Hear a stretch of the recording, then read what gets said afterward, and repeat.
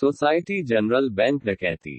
साल 1976 में फ्रांस का सबसे बड़ा बैंक सोसाइटी जनरल को जब 2 दिन के हॉलिडे के बाद खोला गया और जैसे है बैंक के कर्मचारी बैंक के अंदर प्रवेश करते हैं तो तभी सभी चौंक जाते हैं, क्योंकि फ्रांस के सबसे बड़े बैंक और सुरक्षा का 24 घंटे पहरा रहने के बावजूद आखिर बैंक के 400 लॉकर कैसे टूट गए। और जब बैंक कर्मचारियों इस पूरी लूट का ब्यौरा तैयार किया तब कुल 60 मिलियन फ्रांस, जो दुनिया के रुपए के अनुसार अरबों रुपए में थी। दोस्तों, ये फ्रांस के इतिहास के ये सबसे बड़ी चोरी थी। साथ ही इन लुटेरों ने बैंक को लूटने के बाद लिख दिया कि without weapons no hatred no violence. France के बड़े बड़े पुलिस अफसर इस बात से हैरान थे कि आखिर इस अभेद्य वॉट में चोरों ने कैसे सेंध मार दी, लेकिन फ्रांस ने इसकी कार्रवाई की शुरुआत करते हुए एक लड़की को गिरफ्तार किया जो उन चोरों में से एक चोर की एक्स गर्लफ्रेंड थी। तब उस लड़की ने चोरों की गैंग के एक के बाद एक राज खोलने शुरू किए। इस चोरी के पीछे का मास्टरमाइंड अल्बर्ट स्पज्जारी भी पुलिस की गिरफ्त में आ गया। दोस्तों, अल्बर्ट स्पज्जारी शातिर दिमाग वाला व्यक्ति था और उसने ये अपनी जीवन की थी, वो भी अपनी गर्लफ्रेंड को इम्प्रेस करने के लिए अपनी इस चोरी की सजा काटने के बाद फ्रांस की सेना में भर्ती हो गया और सेना से रिटायर होने के बाद उसने खुद का एक फोटो स्टूडियो खोला और अपनी आम जिंदगी जीने लगा। लेकिन दोस्तों, अभी अल्बर्ट स्पज्जारी के दिमाग में कुछ बड़ा करने की आग लगी हुई थी और वो फेमस होकर रईसों का जीवन जीना चाहता था। और तब उसने फ्रांस की सबसे बड़ी बैंक सोसाइटी जनरल बैंक में डकैती करने का विचार बनाया, जिसके बारे में लोग सोच भी नहीं सकते थे, क्योंकि इस बैंक की तिजोरी बैंक के अंडरग्राउंड में बनी हुई थी। तब अल्बर्ट स्पज्जारी ने दिमाग लगाया कि इस जगह तक केवल सीवर सिस्टम के माध्यम से ही पहुंचा जा सकता है और वहीं से एक सुरंग का निर्माण करना होगा जो बैंक के सीधे लॉकर तक जा सके। उन्हें इस बात का डर था कि बैंक में किसी प्रकार का ध्वनि अलार्म नहीं लगा हो। तब वो एक दिन बैंक गए और उस लॉकर के पास एक बेहद ही तेज ध्वनि वाली अलार्म घड़ी रख दी और उन्होंने के लूट की एक बड़ी गैंग को अपने साथ लिया। बैंक के लॉकर तक पहुंचने के लिए बैंक के नीचे बने सीवर में सुरंग खोदी। इस काम को करने के लिए उन्हें पूरे 2 महीने लगे और जब बैंक की 2 दिन की छुट्टी थी तब उन्होंने इस पूरी लूट की साजिश को अंजाम दिया। चोरी के बाद जब ये मामला कोर्ट में चल रहा था तब उन्होंने भरे कोर्ट में जज को चुपके से एक चिट्ठी भेजी और लिखा कि बैंक का पूरा खजाना इस जगह पर है और तुरंत पुलिस का ध्यान भटकाकर वहां से भाग निकले। दोस्तों, इस लूट के बाद अल्बर्ट स्पज्जारी कभी पुलिस के हाथ नहीं आए और पुलिस उन्हें कभी जिंदा नहीं पकड़ पाई।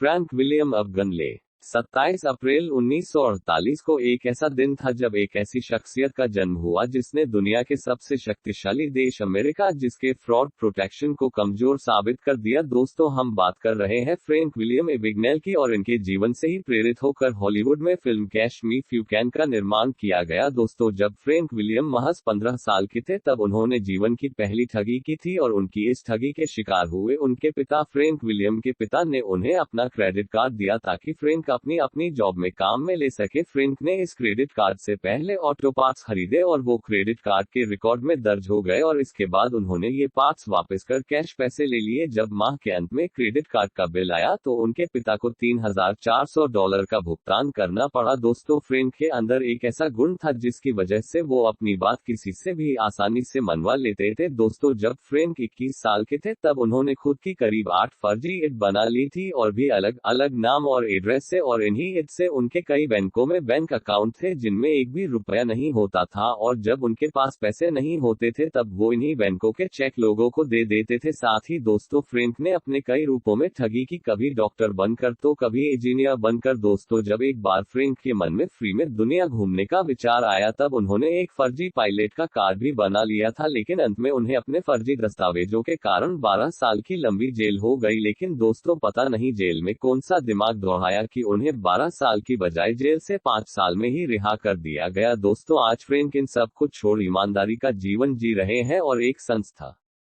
ना में सीखा दे रहे हैं। दोस्तों, आप जानते हैं ये अमेरिका का कौन सा संस्थान है? वो है FBI, जहां वो फ्रॉड प्रोटेक्शन की सीखा देते हैं।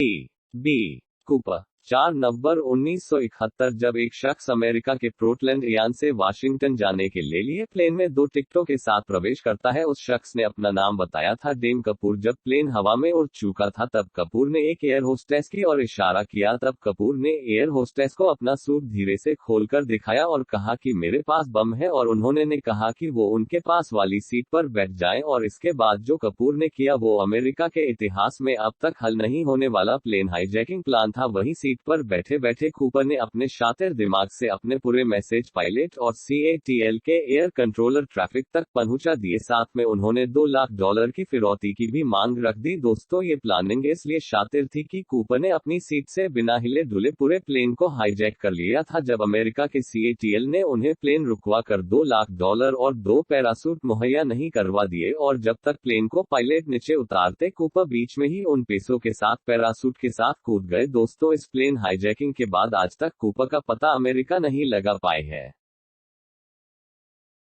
गार्डन संग्रहालय चोरी, gardener museum art theft.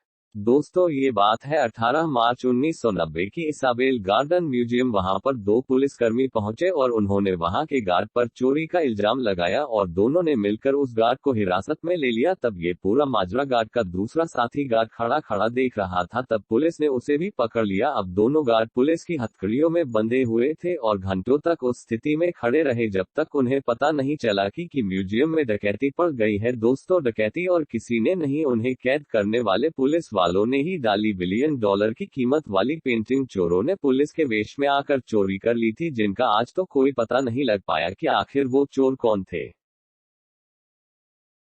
Robbery, Harry Winston robbery.